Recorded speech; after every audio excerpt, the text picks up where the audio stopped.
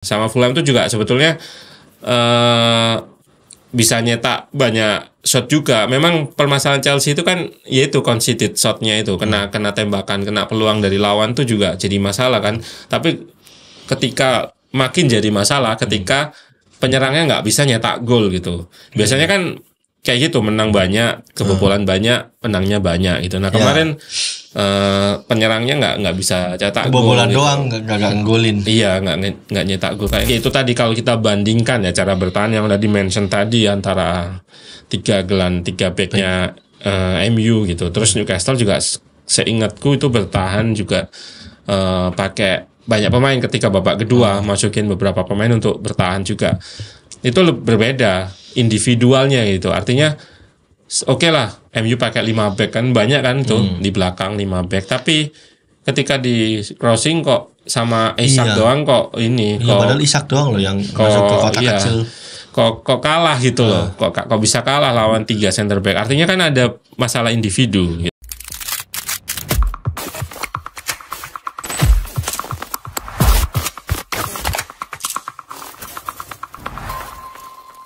Assalamualaikum warahmatullahi wabarakatuh. Kembali lagi di Ruang Taktik Podcast.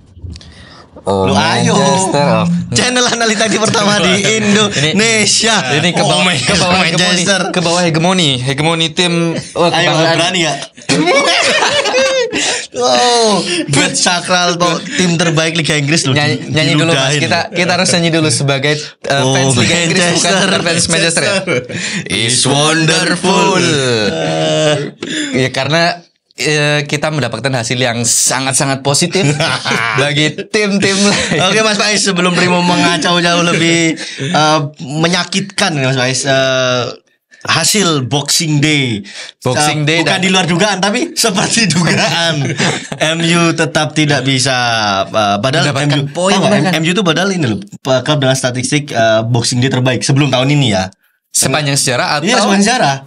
Sepanjang sejarah. Maksudnya yang selalu perform lah di Boxing Day. Cuman 2 tahun ini ya. Tahun lalu masih oke. Tahun ini yang hancur banget. Berarti 1 tahun ini dan 10 tahun ke depan. Enggak dong. Terlalu lama. Amorim kan udah bilang Mas di press conference. Iya. Sepertinya kita harus menguatkan fans. Persiapan degradasi. Iya, dia udah menyebut itu degradasi. Ya, berarti besok aku beli badge championship. Atau udah tapi ini kan nggak pernah dalam sejarah kan Chelsea, Arsenal, Chelsea sama MU masa lagi tuh nggak pernah. Berarti ini salah Erik sebagai fans MU berharap nih Mas. Enggak loh. MU bisa mengenakan badge championship. Kayak peringkat 14 ya. 14 aman lah. Ini sekarang MU lagi di peringkat 14. Ya, 14 bertahan. Hanya 2-3. Hanya tersisa berjarak 7 poin dari tim yang berada di peringkat zona merah. Cuman Mas Faiz sebelum bahas MU ini terakhir ntar kita bahas MU. Yang menarik nih Mas, susunan Big Six Big Four atau Big Five-nya Premier League ini menjelang pergantian tahun mendadak berubah drastis Mas. Selain Liverpool ini kita juga mention ke penonton, mungkin ini naiknya akan di awal 2025 dan kita kelamaan dong. Kita ini udah 31. Kita take di tanggal 31 Desember 2024. Jadi kemungkinan besar akan naik di awal 2025. Selamat tahun baru lah buat teman-teman juga. Jadi menemui kejutan Mas Faiz, Nottingham tiba-tiba peringkat 2, Chelsea yang sebelumnya konsisten tapi justru melorot ke peringkat 4, Arsenal naik 3. Tapi Liverpool ntar lah ya, MU Liverpool ntar kita bahas. Cuman apa Mas Faiz yang Mas Faiz lihat dari sisi teknis? Nottingham, Arsenal, Chelsea, sama mungkin ya itulah sama Newcastle berada di atas. Kemarin ngalahin MU. Yang menariknya pasti nanti aku udah prediksi nanti bakalan ada pengamat mungkin pandit yang bilang Liverpool juara ketika Man City lagi jelek-jeleknya. Atau Arsenal lagi jelek-jeleknya. Pasti ada narasi seperti itu sih. Di akhir musim nanti mungkin kalau Liverpool juara. Kalau juara gitu karena kalau lihat di tengah musim ini gitu. Tapi sebetulnya ya kita nggak bisa menafikan hal itu. Enggak, maksudnya kemampuannya Liverpool gitu. Ya memang beberapa tim enggak oke gitu. Tapi kan setiap setiap di liga itu pasti dinamikanya ada kayak gitu. Kayak dulu Atletico juara juga dibilang kayak gitu. Ya, Madrid sama Barcelona lagi jelek. Iya, sekarang Liverpool bisa jadi juara, atau Liverpool yang waktu zaman Covid juga seperti itu. Tapi ya menurutku ya itu kemampuan timnya untuk memanfaatkan momen itu sih. Karena kan kalau lagi lawan jelek juga bukan salahnya yang juara dong ya. Kenapa dia nggak bagus gitu, nggak bisa bersaing terutama di musim ini. Nah, kalau balik lagi ke pertanyaan ya semacam kejutan ya di akhir tahun ini ada Nottingham, terus Chelsea yang tiba-tiba yang tahu-taunya malah kalah 2 kali beruntun, dan Newcastle 4 kali menang sehingga bisa peringkat 5. Sebenarnya yang menarik juga ada Bournemouth. Bournemouth. Andoni Iraola itu dia Bournemouth ini aku baca ketika aku baca artikel Liverpool ternyata nyerempet juga ke mereka gitu. Ternyata ada salah satu entah director entah siapa ya, intinya staff itu dibajak sama Liverpool gitu, diambil sama Liverpool gitu, karena ternyata memang secara transfer itu sangat-sangat bagus gitu. Efektif. Efektif. Ya kita lihat lah di tengah ada di backnya Zabarni, sama Huijsen. Ya, Huijsen yang baru main bagus. Huijsen tuh sekarang lain MU kan ya? Mereka. Yang nyetak gol juga. Cilgai. Itu kabarnya juga udah di scouting sama Madrid juga. Iya, dan aku juga tahu Huijsen itu ketika dia main di akademi. Aku ketika itu kalau nggak salah baca thread di Twitter dan aku lupa nama akunnya di Twitter waktu dia masih di akademi, dia udah prediksi Mas, Huijsen ini bakalan jadi pemain besar dan di 5 tahun ke depan, waktu itu dia masih usia 16 atau 17 tahun, dia bakalan main di Liga Inggris. Ternyata dia ke Liga Inggris lebih cepat setelah dari AS Roma kan. Ya, AS Roma Juventus. Iya betul. AS Roma, dia di AS Roma. Mourinho sebetulnya yang bikin dia ngasih kesempatan dan di 4 match terakhir ya cuman kebobolan 2 kalau nggak salah. Bournemouth dia yang starter gantiin Zabarni. Iya betul. Ingatku. Sama sayapnya juga tuh Mas. Sayapnya Semenyo. Iya Semenyo tuh kan eksplosifnya juga lumayan tuh Semenyo. Winger eksplosif Semenyo, terus ada Kluivert. Iya betul. Patrick Kluivert di situ ya. Justin. Justin kok Patrick Kluivert. Justin Kluivert. Kluivert kan bapaknya. Anaknya sama strikernya. Sebenarnya yang menarik ya ngelihat tim-tim ini sih kalau buatku ya, karena kalau ngelihat MU udah nggak menarik lagi. Mas, tapi jangan salah, rate tertinggi itu masih MU kalau Mas. Oke, kalau itu oke. Ini tuh ntar thumbnailnya ada MU pasti ngangkat. Saya tarik lagi nih. Sebetulnya ya kemarin dikasih kemenangan ketika bahas MU ya. Rame lagi, tapi ketika udah kalah 2 kali ini, kalau kita bahas MU ya udah, menurutnya banyak yang nanya sih kenapa yang gobloknya nular Mas, hati-hati loh Mas. Maksudku adalah ini kita langsung masuk ke MU. Jangan. Nanti aku pengen bahas ini karena pasti itu banyak nih komen-komen yang kemarin tuh aku baca-baca. Mas, bahas dong coba si Nottingham Forest yang lebih kan kemarin kita Chelsea udah kulitin nih. Mungkin sekarang agak mendalam Mas Wais, mungkin Nottingham Forest sama itu tadi Bournemouth juga oke, menarik juga kan sebenarnya. Ya. Mungkin Nottingham Forest tuh Mas. Ya Bournemouth kata tadi Bournemouth kunci itu sebenarnya di transfer pemainnya. Beli pemain Kerkes itu juga, Milas Kerkes itu juga bagus. Bek kiri. Artinya memang mereka kalau kita balikan ke performa atau tim-tim yang lagi struggle gitu, sebetulnya transfer itu juga, rekrutmen itu juga berpengaruh gitu. Berpengaruh kalau kita tarik misalkan ke MU lagi gitu. Nah, itu yang jadi kunci mereka, meskipun mungkin nggak kayak Nottingham kan belanja jor-jorannya padahal di musim lalu kan. Iya betul. Kita bahas Nottingham misalkan jor-joran pembeliannya di musim lalu sebetulnya.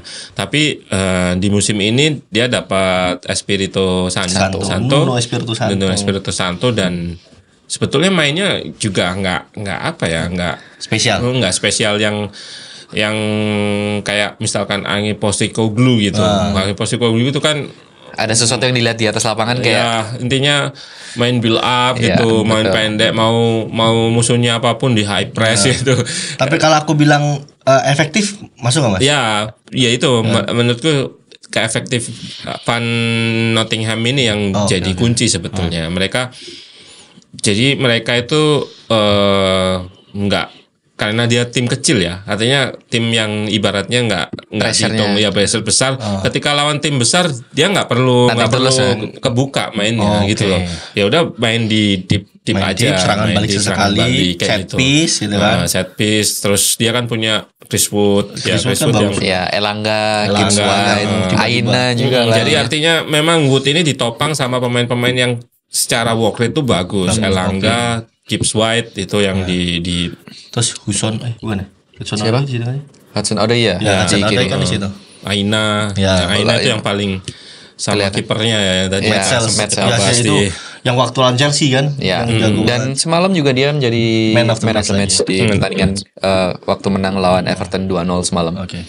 Terus melihat permainan Nottingham Mas Faiz, apakah mereka bisa dibilang the true title contender ya, atau enggak? Mungkin itu juga keberatan sebenarnya. Apakah mereka bisa masuk ini dapat Champions League Mas? Kalau menurut Mas Faiz? Nottingham. Artinya masalahnya tuh kalau ketika udah dapat mungkin bisa, tapi ketika musimnya dia dapat itu pasti malah makin hancur. Ya kayak Girona musim ini kan juga di Liga juga. Brighton juga. Dan hancur banget. Iya, dan bisa jadi ketika pun masuk ke Liga Champions otomatis pemainnya akan dilirik oleh banyak klub.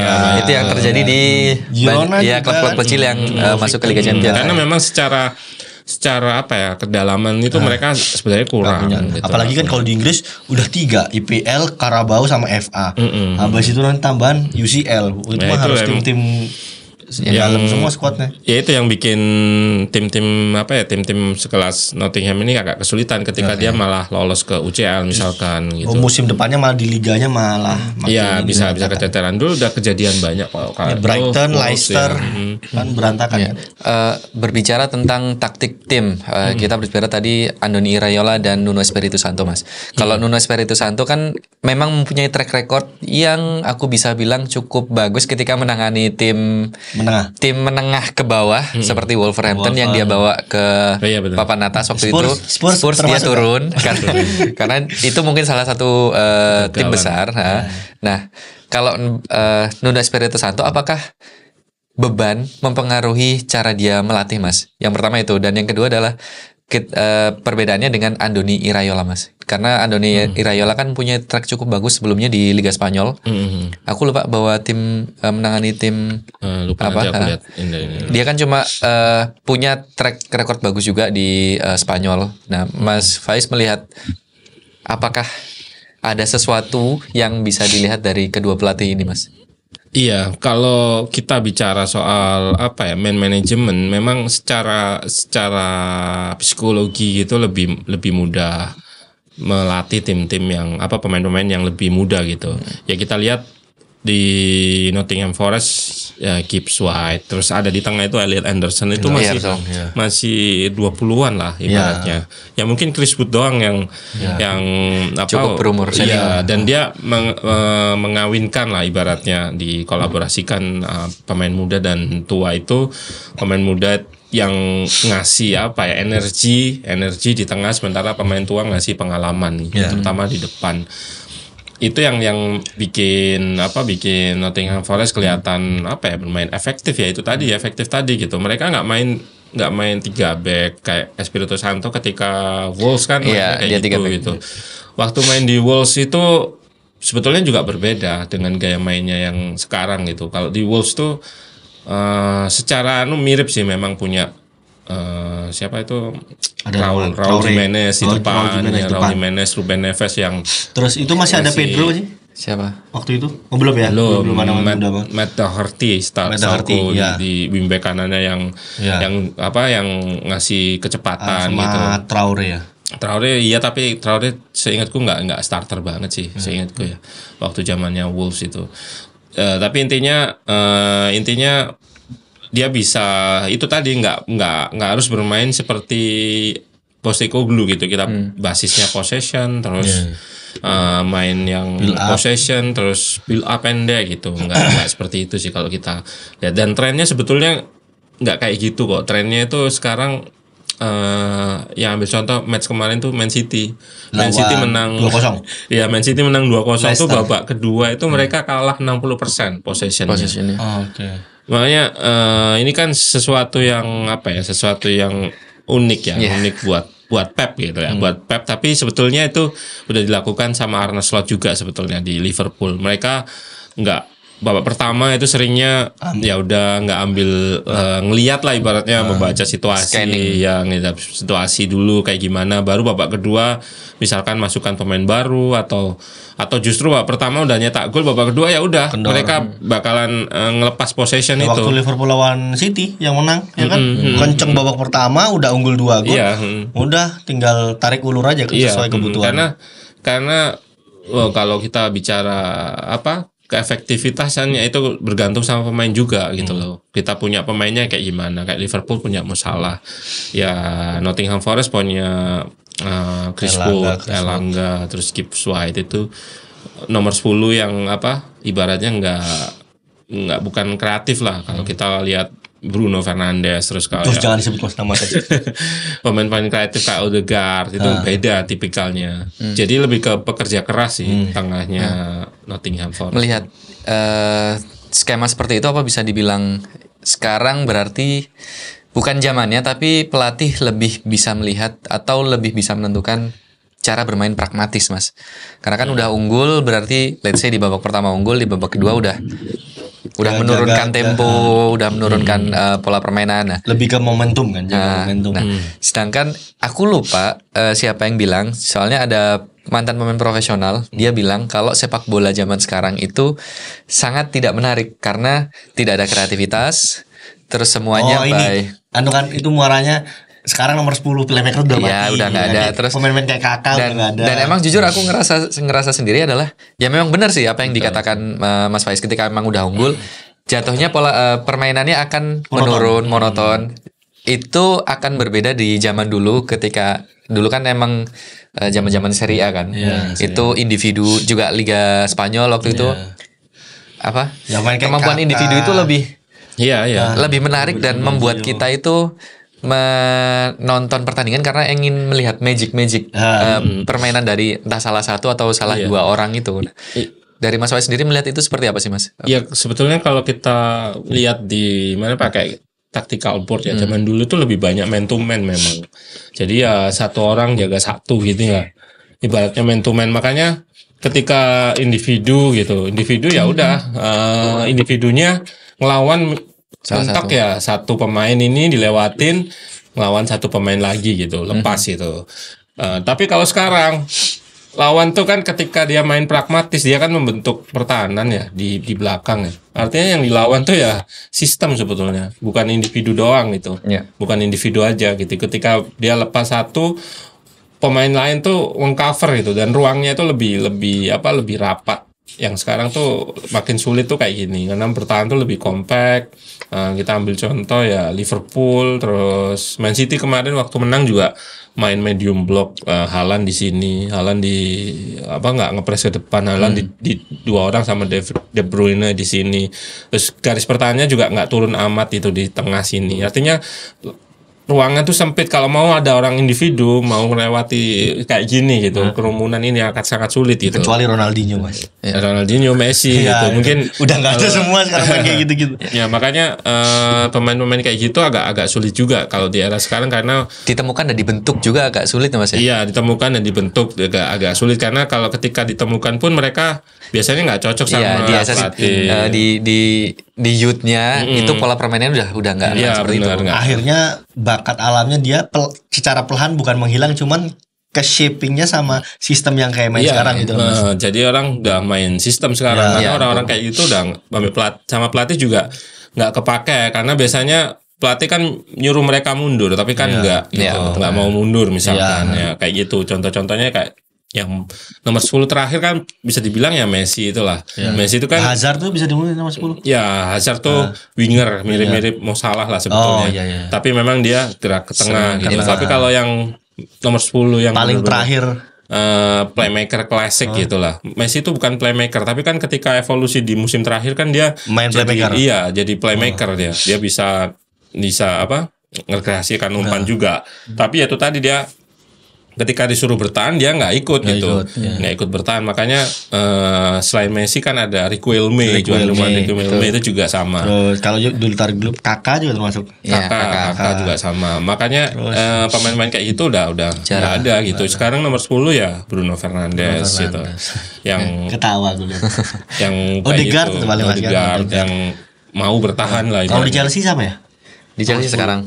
Yang perannya mirip Enzo? Ya itu Enzo Cole Palmer. Cole Palmer ya. Cole Palmer. Nah, kalau melihat seperti ini Mas, apakah Mas Faiz bisa beropini atau setuju bahkan kalau dulu kita menonton sepak bola itu adalah as an entertainment. Kita menonton salah satu pemain buat entertain, buat dia skill segala macam. Sedangkan sekarang mungkin aku juga bisa ngelihat yang bisa menikmati sepak bola sekarang adalah orang yang mengerti sepak bola. Jadi kita tahu nih, oh shape-nya ini seperti ini. Jadi kita melihat sepak bola itu bukan melihat individunya tapi gimana bentuk permainannya. Ini permainan seperti ini. Oh, ini dia berubah nih 3 back tapi ketika bertahan 5. Nah, apakah sepak bola sekarang dalam tanda kutip yang lebih bisa menikmati itu orang yang mengerti sepak bola, Mas? Atau seenggaknya paham? Iya, paham sepak bola minimal. Ya, memang trennya lagi ke sana memang. Trennya tuh sekarang pembahasan tuh jarang membahas kayak skill-skill individu ditampilin gitu. Jarang, justru malah di Inggris ya kita bahas di setelah setengah pertandingan tuh ada analisis taktiknya. Terus di Sky Sport atau apa itu ada namanya Generation XG itu. XG itu kan ya statistik yang paling advance ya.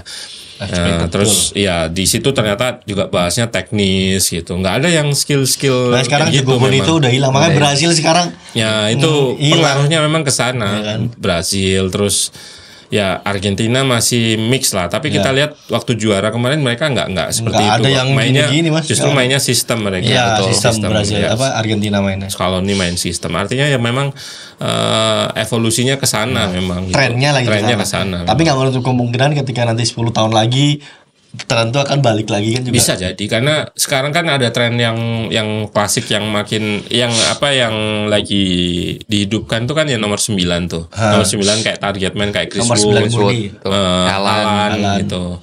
Terus Gyökeres. Iya, intinya Højlund nggak masuk Mas. Højlund 9,5 itu kurang 9 kalau Højlund.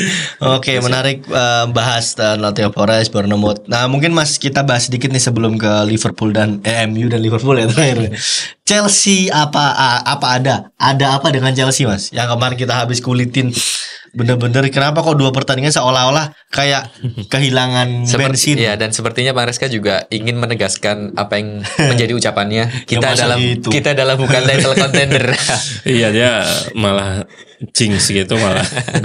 Ternyata malah doa adalah kata adalah doa.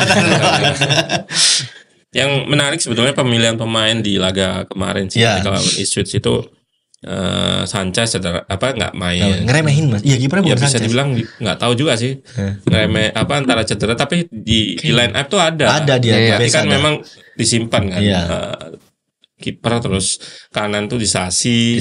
Ada Rabiot, Colwill masih main karena dia yang Felix juga mendapat menit bermain. Kukurea masih ada juga. Felix juga main. Kalau tengahnya tetap lah Caicedo sama Maresca. Terus ada Palmer juga, Madueke main. Nah strikernya ini Kuku yang main, bukan. Biasanya jarang banget jarang banget gitu. Makanya Kuku kan biasanya masuk babak kedua. Dan biasanya di kompetisi Eropa Mas. Ya benar. Karena ya itu tadi, karena kalau kita lihat Ipswich tuh juga memang bukan tim yang ini sih, biasa lumbung gol aja ya. Sekarang di peringkat 18 ya. 15 Mas kalau nggak salah. Udah 18. 18 ya. Di peringkat 18 di degradasi itu di atas Leicester. Artinya memang ya bisa jadi Maresca pengen rotasi karena memang Desember kan padat banget. Padat gitu. Apalagi kemarin kalah juga kan. Sebetulnya sebelumnya juga kalah mereka sama Fulham. Nah itu yang apa yang terjadi sebetulnya mereka generate peluang cukup banyak kok ketika lawan Fulham. Itu juga mereka nyatatkan XG sampai sebenarnya nggak ini sih, nggak tinggi sih XG-nya. Cuman ya segala cara dilakukan lah, kayak mulai shooting jarak jauh karena shotnya 12 kalau nggak salah, 12 belasan lah intinya. Sama Fulham itu juga sebetulnya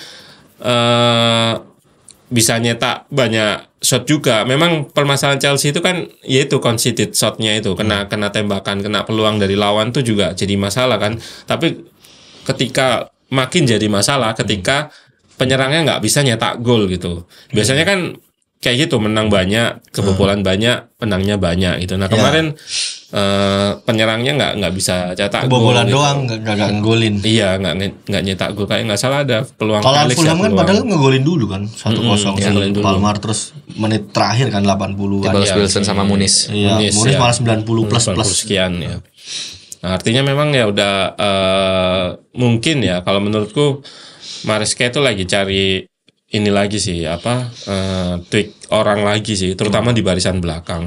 Dia kan suka Gua tekan nih. ya jadi itu ganti-ganti, diharapkannya punya ini baru gitu, Punya opsi lebih banyak baru, punya tandem baru di belakang, terus mainin Jorgensen juga mau buktiin kalau memang Sanchez kan sering nih yang dianggap jadi ini, tapi ternyata juga Jorgensen memang bikin save berapa ya, 2 kalau nggak salahnya, 3 yang bagus kemarin. Crucial save-nya. Crucial save-nya lumayan. Tapi ketika bobol yang kedua itu bola mudah sebetulnya, bolanya terlalu lemah gitu.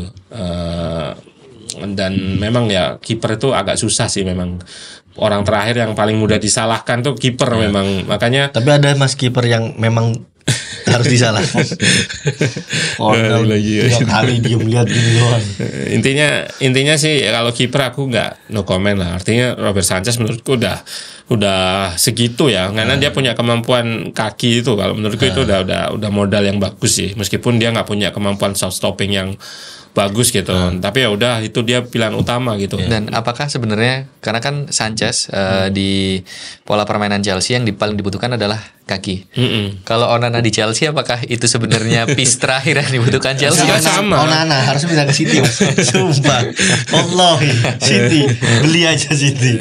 Sebenarnya tipikalnya sama kok. Sanchez, Onana, Ederson, sekarang Ortega kan yang main di Man City. Itu kenapa ya mas? Bahas bentar. Man City aku kurang ada banyak sih ininya, Kan karena dia di bench terus, masih kemarin main. jadi salah satu yang aku tahu adalah sebenarnya di bursa transfer kemarin, sebelum bursa transfer ini Ederson kan minta dijual ke Arab, cuman dari si Pep Guardiola dia nggak mau ngelepas karena belum ada kiper yang sepadan buat menggantikan dia di pasaran. Padahal tinggal beda gang loh, masih ada ya. Oke, lanjut Mas Faiz. Lanjut terus tadi. Ya itu sebenarnya nyari komposisi aja Maresca. Disasi kemarin di kanan, terus kalau disasi di kanan kan artinya ya udah, biasanya kan Maresca suka invert ya, jadi 3 back. Kalau disasi kanan ya udah berarti main sama 3 center back langsung gitu. Kalau biasanya kan di kanan ada Malo Gusto gitu, kalau Cucurella yang invert gitu, atau Malo Gustonya yang invert, atau siapapun lah yang di posisi Caicedo yang invert gitu kan. Artinya kan dia main 3 back tapi satunya itu pasti full back gitu. Tapi kalau yang kemarin di Sasi ada Rabiot sama Colwill, berarti itu tipikalnya 3 center back. Tapi ya itu yang gol terakhir kan blundernya Sasi itu yang passingnya kurang itu. Artinya memang menurutku di sektor back itu harus ada pembelian sih. Itu antara passingnya. Harus beli lagi Chelsea. Masya Allah. Kalau itu instannya, instan. Karena sama, Mas. Nah, ini menarik nih, pasti banyak yang tanya. Kalau menurut Mas Faiz yang tersedia nanti musim dingin yang cocok buat Chelsea bisa ditebus sama siapa ownernya? Lupa. Tomboli sama Mas. Ya kalau sekarang sih belum ada rumor ya. Karena Huijsen yang naik kemarin itu dia cukup banyak dikaitkan, terutama Real Madrid terutama. Dan dia kan mereka masih punya Badiashile, masih punya Fofana. Itu masih dalam mereka. Menarik tuh makanya ketika instannya beli. Nah, menurut Mas Faiz dengan cara mainnya Enzo Maresca, siapa yang cocok Mas gitu? Satu pemain kan seru pasti bakal jadi gosip tuh. Ya kalau menurutku sih belum ada yang available untuk pos itu yang benar-benar udah matang gitu. Tapi kalau sesuai profil ya itu tadi Huijsen, Zabarni itu kan pemain-pemain yang udah di IPL terus sudah punya kemampuan ball playing. Dan sepertinya udah pasti bisa di approach lah sama Chelsea langsung. Kurang tahu kalau kontraknya ini ya. Yang matang banget ada yang matang. Maguire tuh matang banget. Matangan. Bisa jadi kan, tahu-tahu mereka udah capek. Tapi kan pemain sempat muda. digosipin kan Maguire kemarin keluar. Nggak tahu juga ya. Ada salah baca berita. Coba dari berita apaan? Oke, abis itu sekarang Arsenal Mas. Apa yang bikin Arsenal nih naik enggak turun juga enggak gitu. Arsenal sekarang masih main nanti ya, kita bahas ini kan masih belum main lawan Brentford, tapi kemarin dia menang 1. Jesus main lagi Mas. Ya Jesus yang pas 6 gol 6 tuh dikatanya ya ini jawabannya Jesus itu. Iya kan dia terus sama Saka cedera ya. Saka cedera. Mulai cedera. 2-3 bulanan. Widih. Makanya sebetulnya mereka malah ini sih waktu lawan yang terakhir kemarin, siapa lawannya kemarin? Arsenal tuh menang 1-0. Isik ya, lawan Isik yang ngalahin Chelsea. Tapi sebetulnya mereka generate banyak peluang sebetulnya. Lumayan banyak ya, kalau dibilang nggak terlalu banyak. Cuman ya itu ya menangnya balik lagi ke menang 1-0 kayak gitu. Kalau bahasanya menang ugly win gitu. Tapi menurutku sih Arsenal lawan Brentford nanti jadi ujian karena memang lawan tim-tim yang kayak Brentford yang tengah-tengah itu Mas ya. Itu biasanya tim-tim yang bisa mengejutkan ya Mas ya. Itu mereka ya sebenarnya mereka kalah terakhir kan enggak kan, cuman seri aja sebetulnya Arsenal itu yang jadi masalah dia ya. Aku nggak tahu, Arteta memang juga nggak ngejar striker sih dari betul. Karena masih percaya sama Havertz sama Gabriel Jesus gitu. Terus kan juga Trossard kadang bisa ditaruh situ juga kan. Iya, Trossard di tengah. Dan permasalahan Arsenal mungkin masih sama ya Mas, seperti Arteta dari awal, yaitu konsistensi. Ketika mereka di atas itu kayak gampang banget turun, ketika di bawah mau ngejar tapi udah deket turun lagi. Jadi kayak memang permasalahannya sih di konsistensi. Dan menjawab menjawab pernyataan Mas Faiz tadi ya, man management juga sih Mas ya, dari setiap pelatih yang memang sangat berpengaruh di setiap tim. Oke, langsung saja membahas tim terbaik sejauh ini, pemilik gelar terbanyak Premier League. Liverpool. belum. Manchester United Mas Faiz. Apa yang terjadi Mas Faiz? Kenapa 2 kali itu kalah? Terus pertandingan terakhir Mas, 3 back Amorim, menurutku ya yang paling hancur penampilannya itu tadi malam, karena 2 kali gol tuh yang lawan Isak dengan yang notabene badannya tinggi besar tuh, yang duel mesti Martinez gitu. Deli sama Maguire selalu out of position, selalu geser terlalu ke kanan gitu. Jadi yang ngawal Martinez. Sama paling apa yang salah Mas dengan 3-5? Sama paling tambahan dari aku adalah meskipun ganti pelatih hasilnya sama. Iya Mas. Itu yang narasi yang sekarang timbul kan kayak gitu. Sebenarnya harusnya buang pemain ya, buang bersih-bersihnya ya, sekarang harus pemain. Tapi sebelum Mas jelas, berarti kan di Ten Hag ditendang udah pas ganti Amorim. Timingnya pas. Timingnya karena memang lagi turun. Oke, berarti sekarang tinggal pemain. Nah sekarang Amorim ganti, minimal kan ada honeymoon period lah ya di awal itu. Tapi Amorim kan terlalu cepat Mas. Startnya kan cuman menang lawan City. Startnya agak kurang lah, ibaratnya memang dia sebenarnya sulit juga sih posisinya kan, dia nggak di tengah musim gitu, nggak di akhir musim gitu. Jadi ya memang benar-benar nanggung gitu masuknya dia gitu, dan dia ngakuin kok dia mau tanggung jawab juga. Kalau memang orang yang disalahkan tuh dia bilang ya ini tanggung jawab dia gitu. Sebetulnya dia gentlenya di situ, dia menariknya di situ. Nah permasalahannya adalah ketika masuk kepada sebuah tim gitu dengan baik, udah ada pemain ya. Ketika ada pemain, ketika mau ngerubah etos kerjanya mereka itu sangat sulit untuk mengubah menjadi ekstrim gitu. Management berarti balik lagi. Artinya orang yang biasa misalkan kerjanya gitu-gitu aja gitu, kita masuk ke misalkan lingkungan kerja atau masuk di kelas itu slow aja gitu, tapi kita tahu-tahu ada guru atau tahu ada yang ini pengen nge-push kita atau bos yang pengen nge-push kita, itu satu pilihannya orangnya itu off gitu, switch off, atau ya ada yang ngikutin gitu loh. Betul. Ya yang selama ini kalau kita lihat yang ngikutin ya memang ada Ahmad Diallo kayak gitu-gitu yang secara perform itu sebetulnya ya kelihatan naik gitu. Tapi ada pemain yang malah off gitu, kayak Rashford kemarin berapa kali, 4 kali kalau nggak salah dicadangin gitu, nggak dimainkan. Berarti kan memang ya itu tadi ada pemain yang mau ikut atau pemain yang nggak ikut gitu. Tapi masalahnya kan kita nggak bisa kayak kerja gitu, tinggal pecat gitu. Mereka ada kontrak gitu. Jarang ada pemain yang diputus kontrak di tengah musim, itu jarang. Rata-rata sih dibiarin kalau atau free transfer, dipinjemin. Dan kalau pinjemin pun sekelas kayak Rashford itu kan susah juga, ya. Tim yang mau datengin gajinya yang masalah di MU itu memang awalnya itu struktur gajinya yang memang tinggi, terlalu tinggi. Iya, terlalu tinggi. Casemiro aja 320 pound sama. Nah, makanya kita lihat Mo Salah aja cuma 280 kalau nggak salah, 300 lah mungkin ya. Tapi intinya itu sih, teman-teman harus tahu juga ketika mau buang pemain tuh nggak bisa seenaknya seperti itu gitu. Artinya ketika kita mau ya udah beli aja gitu yang murah, ya artinya kita rugi juga, pemain yang mahal yang bergaji tinggi itu nggak dimainin gitu.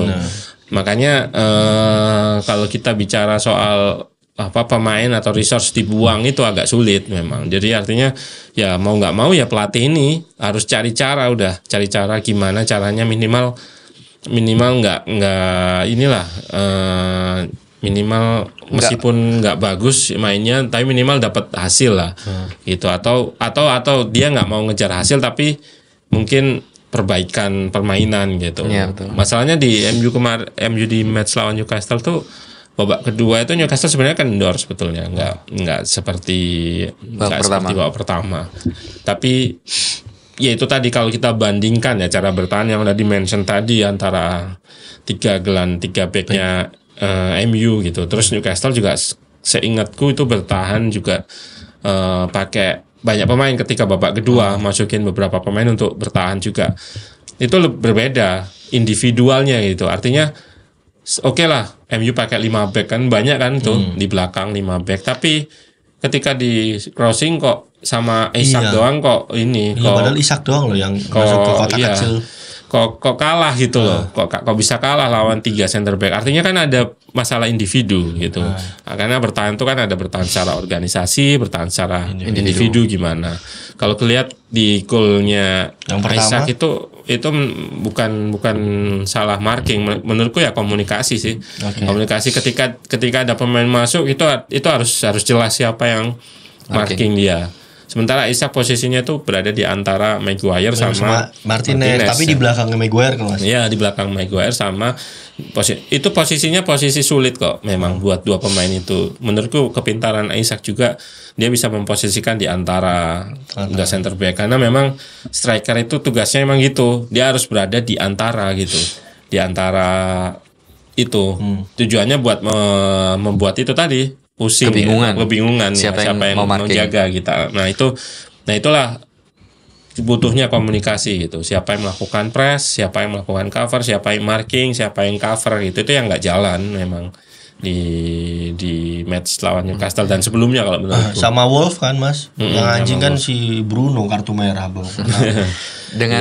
Dengan itu yang Mas Faiz sampaikan, kan kayaknya memang kok masalah komunikasi menjadi masalah di Manchester United. Masalah semua bos. Maksudku adalah berarti dengan itu mungkin bisa kita lihat dan bisa kita asumsikan adalah memang ada masalah di internalnya MU Mas ya. Ya kalau Mas Faiz, kalau menurutku sih benar kata Mas Faiz, sebenarnya manajemennya udah undernya Radcliffe menurutku ya. Terus pelatih juga. Ya pemain udah kayaknya tuh ada 1-2 pemain yang kayak ada yang distrust sama Amorim atau mungkin sama Radcliffe, mungkin di awal musim ada janji-janji tertentu akhirnya dia nggak cocok terus karena kalau lihat komunikasi pemainnya buruk banget kan Mas.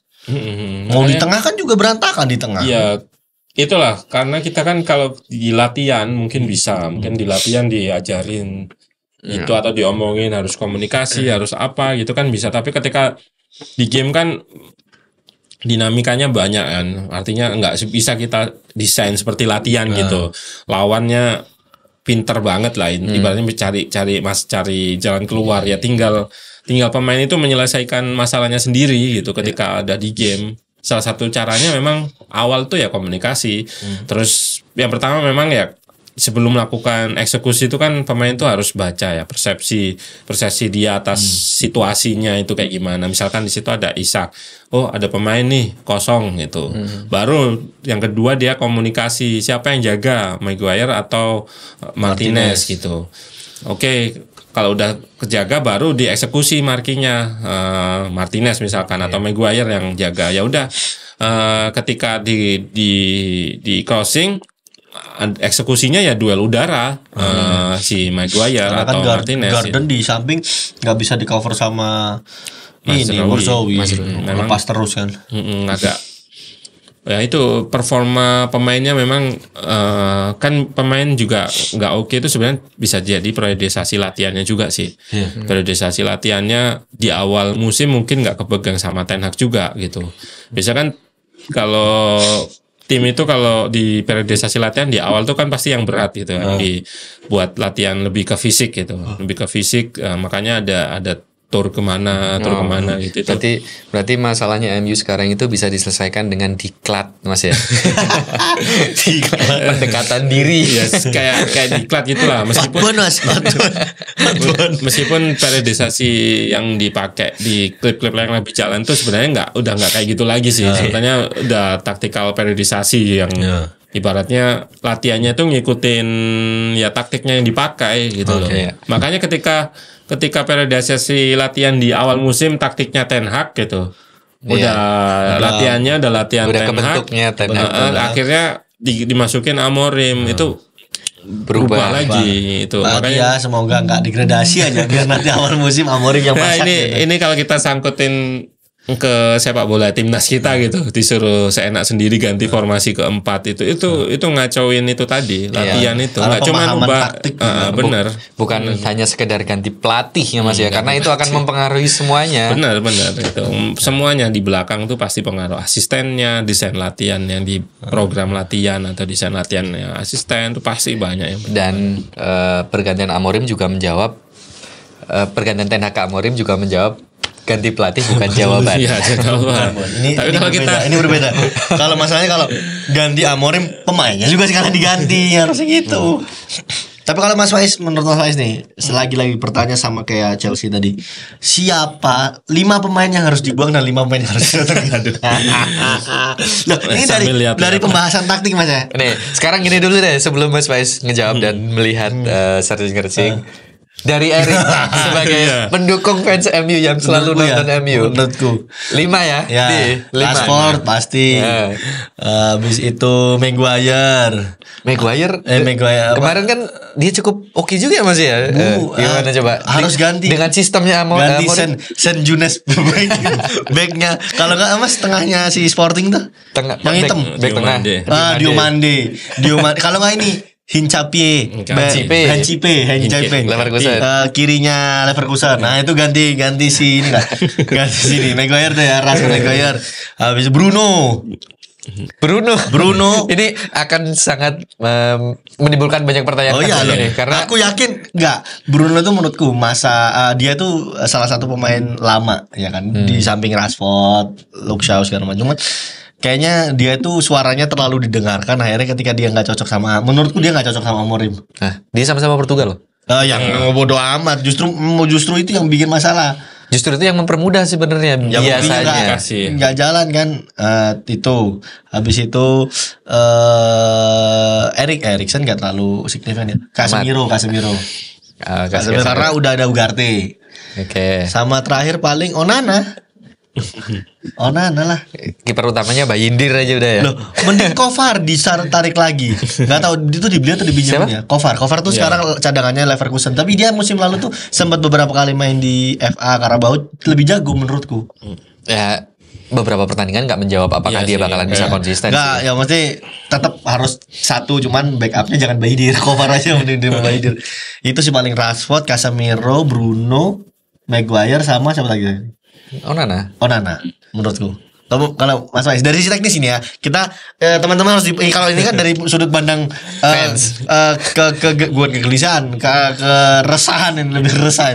Kalau menurut Mas Faiz dari segi teknis yang nggak bisa terima di 3-5-2-nya Amorim itu siapa Mas Faiz? Karena aku akhir-akhir ini kan main FC 25 pakai Sporting. Itu enak banget Mas, ada Morita sama kaptennya siapa yang dari Hjulmand. Itu dari Denmark ya. Iya. Ya, itu terus sama namanya yang kanannya Ini Kwenda. terus ada lagi Trincao.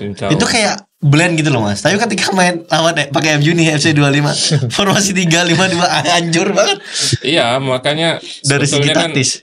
ya itu tim MU ini kan dibentuk untuk pakai formasi 4 gitu dari sisi pembelian pemain juga sebetulnya. Oke. Pembelian pemain juga kalau kita lihat profilnya double pivot gitu, itu menurutku udah bukan profil yang cocok sih kalau kita bandingkan sama Morita sama Hjulmand gitu. Hjulmand gitu. Kalau kita ambil double pivot yang mungkin di EPL sebetulnya yang aku suka itu punyanya Aston Villa sebetulnya. Ada Tielemans gitu. Oh, Tielemans sama siapa ya tengahnya? Sama hitam. Iya, siapa itu lupa aku namanya. Itu siapa ya? Ya itu intinya Aston Villa itu salah satu pemain tengah yang menurutku bagus sama Onana ya Mas. Iya, Onana. Alvarez itu back ya, Alvarez itu West Ham. Oh, West Ham. Ya Allah, ya sama mirip bajunya sama. Ya, Onana itu tapi bukan Onana. Iya. Ini kan yang tinggi itu kan. Yang bisa nyanyi. Dia cukup bagus kok.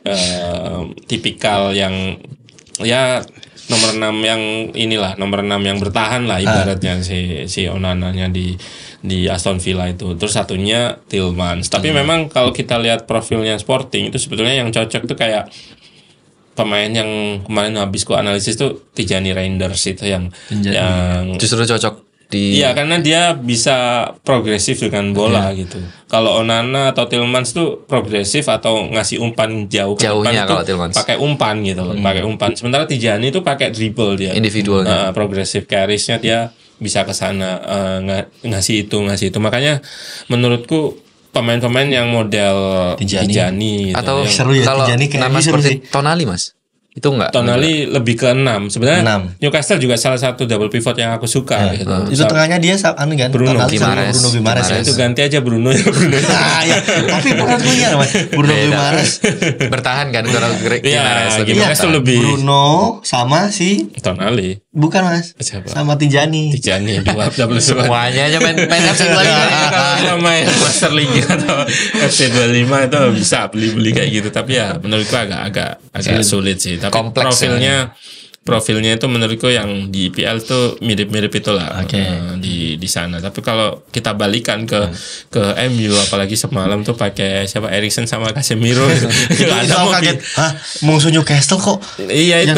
Yang kalah sama Newcastle tengahnya mereka mobilitas kuat. Yang satu udah veteran, yang satu veteran plus pakai penyakit jantung lagi.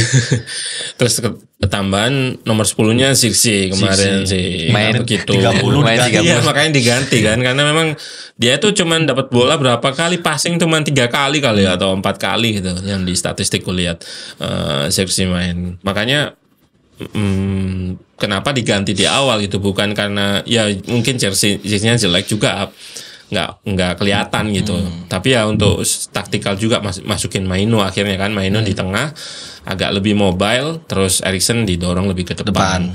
Sempet dapat satu peluang pergantian kayak gitu. Sebenarnya pergantiannya Amorim tuh ini kok on point ya sebetulnya. Pasti ada perubahan lah dari segi permainan ya, tapi nggak bisa ngerubah skor memang. Itu yang jadi masalah satu sebetulnya kalau kita bicara soal tim di IPL. Itu kita bicara tadi soal Arsenal juga kan, soal MU juga, dia nggak punya goal getter gitu. Itu jadi masalah. Makanya berarti Gyökeres adalah langkah pasti. Sebelum ke Barcelona Gyökeres ya Mas.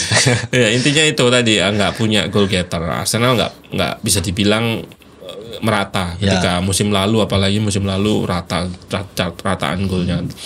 Tapi kalau kita lihat Man City punya Haaland, terus Liverpool punya Mo Salah. Itu yang bikin tim itu punya pusat permainan lah Oke, ibaratnya. benar. Pusat permainan. Pusat permainannya di mana gitu. Nah, MU kan nggak tahu nih dibangun di mana. Pusat permainannya Mas. Onana, Di Onana. pusat permainannya di belakang. Apa tergantung Onana mau masuk mau ngegolin sendiri gitu. Tapi kan emang even Onana oke lah banyak pendukung MU yang nggak suka dengan dia. Cuman secara statistik dia itu kiper dengan penyelamatan terbanyak Mas. Ya karena Sebetulnya. saking bodoh backnya. Dibiarin Berarti- nge-shoot. Ya itu masalahnya bukan di Onananya Iya, maksudnya. karena sebenarnya aku juga ngelihat Onana itu juga nggak sejelek itu kok sebenarnya. Dia bisa memulai serangan dari belakang. Bisa membuat Dia- masalah dari belakang. Dia juga shot stopper yang cukup bagus. Tinggal ya memang timnya aja sih nggak Iya, terbentuk. iya. Komunikasinya juga seperti yang dijelaskan Ya Mas kalau Faris tadi. kiper sih pandanganku sama lah kayak ke Robert Sanchez gitu. Ketika kiper udah bisa pakai kaki dan kakinya udah bagus, ya udah itu udah buatku di sepak bola modern ini udah cukup gitu. Iya. Cuman masalahnya memang kalau Onana dapat bola itu lawan tuh udah nggak mau ngepres gitu loh. Ya Jadi udah lawan tahu. itu udah dibiarin gini jadi Biarin kan pegang. ini ya pegang satu-satu ini. Onana kan jadi bingung gitu Mau passingnya kemana? ke kemana. Itu yang jadi problemnya, justru kelemahan MU paling utama itu Iya, sebenarnya itu. Dan sebenarnya kan harusnya pemainnya yang nyari ruang Iya, Mas ya. pemainnya dari ruang. Pemain itu kan kalau kita ambil contoh misalkan Inter kan Onana jadi Inter ya. Onana dari Inter. Itu rotasi minimal. Bastoni. Rotasi kan ini kesini misalkan. Ini kan bingung marking siapa aku. Minimal ada rotasi gitu. Nah, rotasi itu yang nggak ada di MU. MU ada sih rotasi Maguire ke sini doang biasanya. Ke tengah biasanya sih center back tengahnya ke sini. Otomatis kan membebasin ini ya. Terus ini kalau pressing Onana jadi bisa apa? Lepas gitu satu. Tapi nggak sesimpel itu sih. Pemain-pemain MU tuh yang lain tuh agak bodoh. Buat belum dapat gitu. buat muter badannya juga itu harus. Badan terus kombinasi itu sebenarnya kelihatan kadang kombinasi umpan tuh kelihatan mereka tek Niatnya bagus Mas. Iya, niat Tapi eksekusi. Udahlah. belum tahu karena kebiasaan ya itu tadi Ten Hag kan mainnya sebetulnya main ya dibilang kreativitasnya sendiri, strukturnya kayak apa ya, kayak nggak terlalu nggak terlalu diharuskan pakai sistem lah ibaratnya. Jadi tetap pemainnya tuh dikasih kebebasan buat selesaikan masalah sendiri. Mungkin Ona berpikir Ten Hag berpikir dia adalah Carlo Ancelotti Ya, yang membebaskan gitu. pemainnya. Padahal belum sampai level situ. Makanya pernah kan Amorim bilang Dalo itu untuk sekedar masuk invert itu Oh dia Mas sama bingung gitu. Onana nggak deh aku jual. Dalu yang aku jual. Aku baru ingat itu main tolol satu enggak. itu. Ya Tuhan, kenapa masih Onana enggak ya menurutku kalau Dalu ganti Dalu. ya mungkin Dalo sebenarnya nggak bagus sih, cuman nggak jelek gitu. Artinya memang tapi butuh gitu kalau Tapi masih muda loh dia tuh Mas. 23. Mudah-mudah banget. mau butuh seperti Porto 3 back itu wingbacknya itu harus yang ini punya Kecepatan. ibaratnya advance player lah, udah bisa attacking juga gitu. Ya, Basicnya juga harus kuat. Ya. Fisik kuat, terus bertahan kuat, attacking kuat. Artinya pemain yang benar-benar udah advance lah.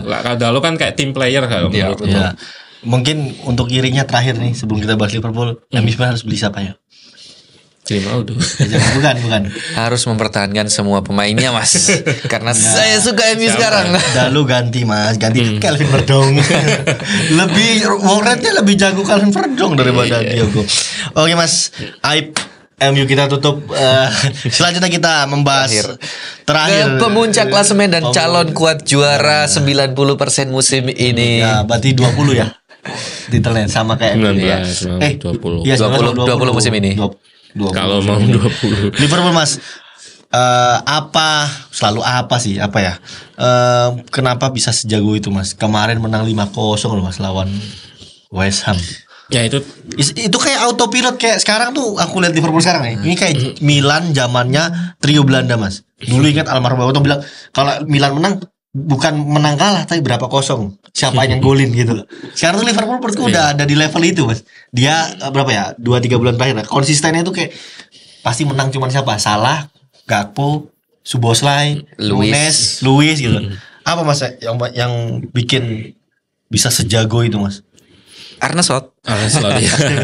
Ya itu kita kan bahas kemarin gitu. Tadi tuh soal pemain-pemain yang nggak mau dirubah gitu. Artinya kalau ada pemain masuk. Tapi kan kalau kita balikan ke Liverpool ini kan beda gitu kan. Kenapa kok ini manajernya baru kok malah bisa gitu. Justru bisa ya. Kita di episode sebelumnya kita udah bahas bahwa Liverpool tuh main data gitu. Main data untuk bahkan untuk ngelihat kecenderungan transfernya pelatih yang mau direkrut itu dilihat. Kecenderungan transfer, terus kecenderungan pakai pemain muda itu dilihat sama FSG. Iya, FSG ya, ibaratnya manajemennya, backroom staffnya si Liverpool. Jadi ketika Arne Slot dipilih itu sebetulnya lebih enak karena memang secara profil tuh udah di plotting dan mirip-mirip dengan karakter pemainnya Liverpool gitu. Meskipun dari segi formasi sebetulnya beda. Sama Jurgen Klopp. Ya, Jurgen Klopp kan 4-3-3 terus dari dulu ya. Pernah di awal musim 4-2-3-1 waktu ada Coutinho itu. Tapi makin kesini dia pakainya single pivot gitu satu. Tapi itu yang justru yang menarik gitu ketika berubah jadi 4-2-3-1 justru malah Liverpool tuh makin makin kuat karena permasalahannya di Liverpool di musim sebelumnya itu masalah pivotnya nomor 6-nya ini ketika Fabinho udah ini ada Klopp udah limbung dah nggak susah nyari penggantinya. Siapa ya yang waktu itu di Endo kan Endo datang gantiin Henderson kan Mas. Iya, Henderson pernah di situ. Terus Endo ketika main di situ enggak. Keita ya. Kan? Nabi Keita juga pembelian gagal lah ya. Cedera. Thiago juga cedera. Cuman terlalu tua juga sih. Wijnaldum sebenarnya bukan bertahan. Iya, di nomor 8-nya. Makanya ketika yang diperbaiki pertama Slot itu justru mengubah itu gitu. Biar kerjaannya nomor 6 ini nggak susah single pivot karena di sendirian. Makanya dia justru yang uniknya ya pakai Gravenberch itu sebagai nomor 6 terus McAllister. Jadi ada dua yang mengcover posisi tengah yang krusial itu. Tapi di waktu build up itu Arne Slot ya punya variasinya itu yang justru jadi kunci ya ketika kemarin di West Ham itu di marking ya udah Arnold yang bantu. Yang masuk ke invert. Ini ketika variasi taktiknya itu yang menurutku jadi kuncinya Arne Slot itu. Dia tuh ganti-ganti taktik atau ngerubah taktik yang mikro taktiknya itu benar-benar on point. Waktu kemarin ya Trent terus Luis Diaz sering drop ke tengah ini. Curtis Jones kadang melebar karena misalkan tengahnya West Ham udah penuh ya. Berarti si Curtis Jones bakalan ini masalah. Curtis Jones ngelebar buat ngindarin tengah ini aja. Jadi progresinya lewat samping. Kalau mau dicoba ke tengah ya Arnold masuk ke tengah nambahin pemain. Ini pemainnya bingung jaga ada Luis Diaz juga di sini. Artinya memang secara taktik tuh variatif banget ya. Si Arnold Slot untuk ngubahnya ditambah ya ininya juga ketersediaan pemainnya. Ngomong masalah ketersediaan pemain di terakhir press conference dia juga bilang kan perbedaan Liverpool dengan MU. Kalau MU satu pemain dia cedera atau nggak bisa dimainkan, penggantinya adalah pemain dengan harga ratusan juta euro. Sedangkan di Liverpool ketika ada satu pemain yang nggak bisa main, yang main otomatis adalah pemain akademi. Wansah lah, Elliot lah. Itu makanya yang Arne Slot menekankan perbedaan Liverpool dan MU sekarang. MU mempunyai kedalaman skuad yang bisa dibilang cukup mewah pemain-pemainnya. Mewah doang nggak jago sih. Mewah doang. Sedangkan Liverpool dengan Slot juga harus di press dengan skuad yang ada untuk sampai ya akhirnya nama-nama Kwanza. Apalagi sekarang kan mungkin jadi pembahasan nanti Mas. Joe Gomez juga cedera kemarin Mas. Itu udah tinggal Kwanza sama Virgil van Dijk. Mungkin nanti bakalan ada Matip udah keluar ya? Udah keluar. Bakalan ada satu graduate lagi. Nah, mungkin Bradley kanan. Itu gantiin si Trent kalau memang Trent kesusahan dalam bertahan atau memang dibutuhkan rotasi. Nah, itu paling yang jadi pertanyaan selanjutnya Mas. Joe Gomez cedera. Konate cedera. Konate cedera.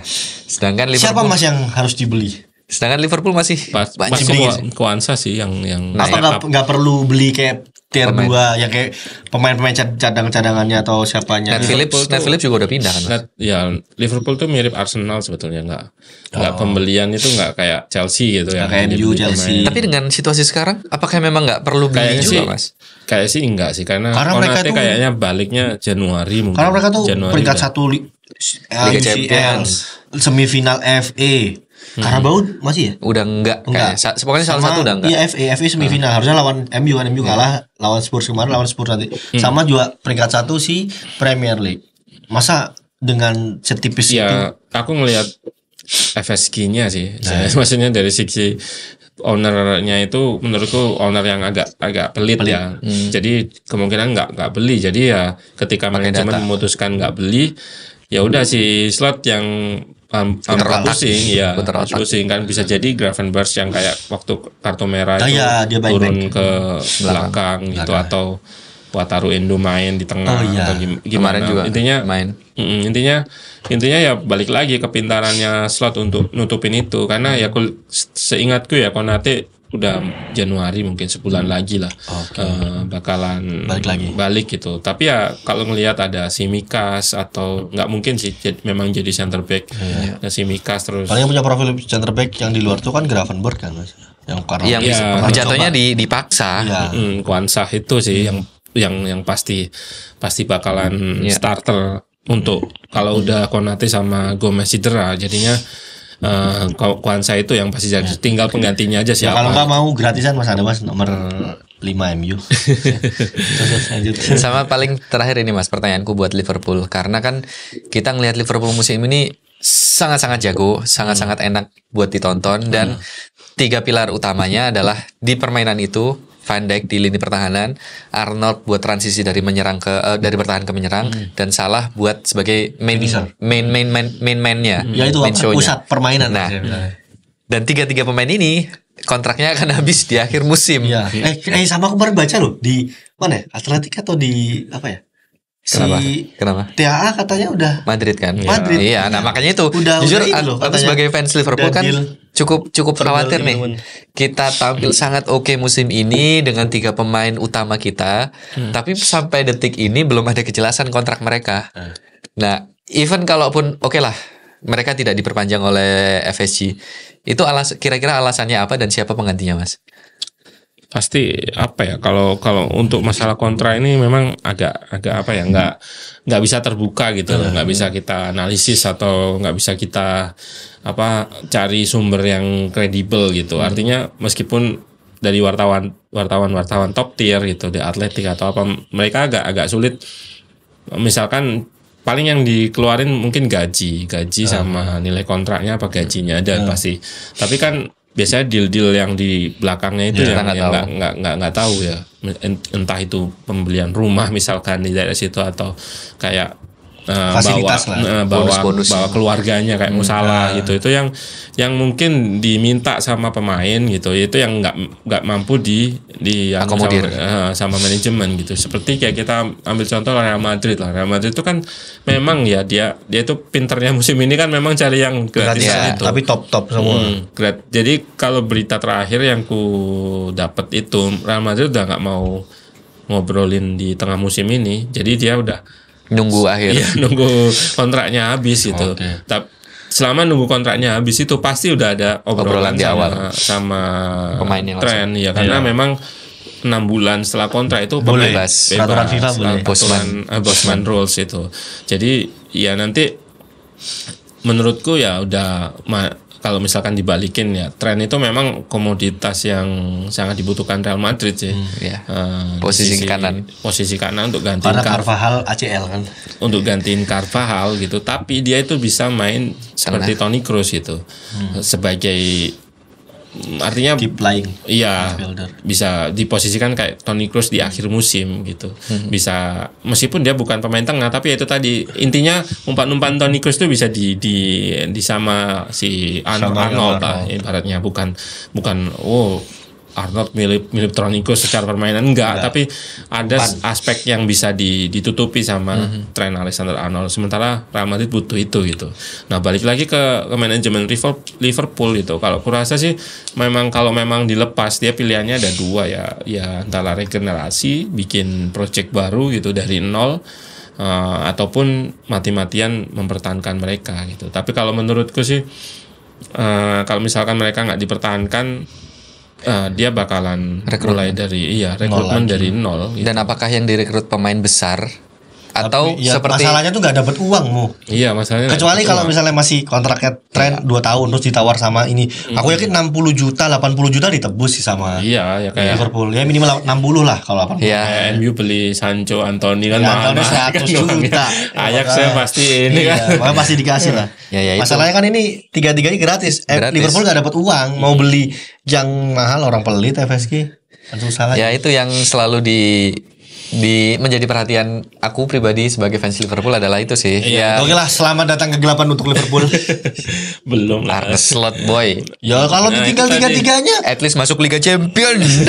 Ya itu tadi kalau kita bahas yang awal kan bisa jadi FSG udah melihat. ngeradar Arne Slot ini bisa nggak kalau dikasih project regenerasi gitu. dan mungkin project dia ini tertarik dari itu, awal. tertariknya emang awal. Lu gua kasih ini tapi bikin dari awal ya gitu. mungkin bisa jadi udah ada informasi mungkin ya. Ini ada 3 pilar, Salah, Van Dijk, Arnold kayaknya nggak mau ketika lanjut. nego mereka mungkin melebihi salary cap-nya Liverpool. Jadi ya udah dah dilepas, tapi lu bisa nggak nih gitu ambil tantangan. Ya, tapi mungkin Luis Diaz paling yang jadi sentral permainan ketika udah. Tapi ya at the end of the day sepak bola sekarang adalah bisnis ya Mas ya. Kita juga nggak bisa melihat hanya sekedar pemain loyal, pemain harus memberikan hatinya buat Liverpool. Tapi kalau memang nggak bisa hidup dari sana atau nggak sesuai dengan ekspektasinya ya nggak bisa kita nyalain mereka Pemain gitu. juga. Meskipun Arnold kan cita-citanya mau jadi kapten Liverpool kan. mirip Gerrard kan. Tapi sekarang kapten siapa sih? Van Dijk lah. Oh, Van Dijk ya. Tapi Van Dijk itu juga fun fact-nya Kapten pertama. belum pernah ada kapten pertama dari Belanda. yang bisa bawa juara Liverpool kan. Iya sih. Ya, menarik. Semoga Liverpool tidak juara tahun ini. Semoga kepleset dan Nottingham Forest yang juara. Leicester. Mas Faiz ada kata-kata terakhir yang mau tambahin? Masih ada setengah musim sih. Yang memang agak sulitnya mungkin Forest kalau untuk bertahan di peringkat 2 gitu. Untuk berada di 4 besar pun menurutku juga itu susah gitu. Tapi kalaupun itu terjadi itu akan sangat menarik gitu di musim ini gitu. Dan ya kita nunggu kebangkitannya Man City juga sih. Man City MU, terus Mas. Bukan Man City, MU. Man City untuk jadi kontender juga. Minimal ya masuk 4 besar lah untuknya dengan skuad yang seperti sekarang gitu. Nggak tahu, harusnya sih instan. Memang solusinya untuk MU gitu, Man City atau mungkin Liverpool. Tapi kalau Liverpool aku nggak lihat itu sebagai solusi instan. Itu solusi instan mereka itu beli sih memang. Beli pemain. Tapi kalau Liverpool aku terus terang itu lihat ownernya kayaknya sih enggak. Susah tapi, ya. Jadi terakhir Mas Faiz sudah, Bung Rimo apa yang disampaikan? Selalu tetap Liverpool. Juara. Terima kasih teman-teman sudah menonton. Jangan lupa share, komen, subscribe, like dan sukai follow semua postingan Liverpool. Follow semua akun Ruang Taktik di X, di YouTube, Sosial media. semua sosial media, karena Mas Faiz akan bagian konten-konten menarik yang membahas semua taktik tim-tim kesayangan Anda. Sampai lagi ya. Nggak ada lagi. Udah, Liverpool gak juara. Wassalamualaikum warahmatullahi wabarakatuh. Salam.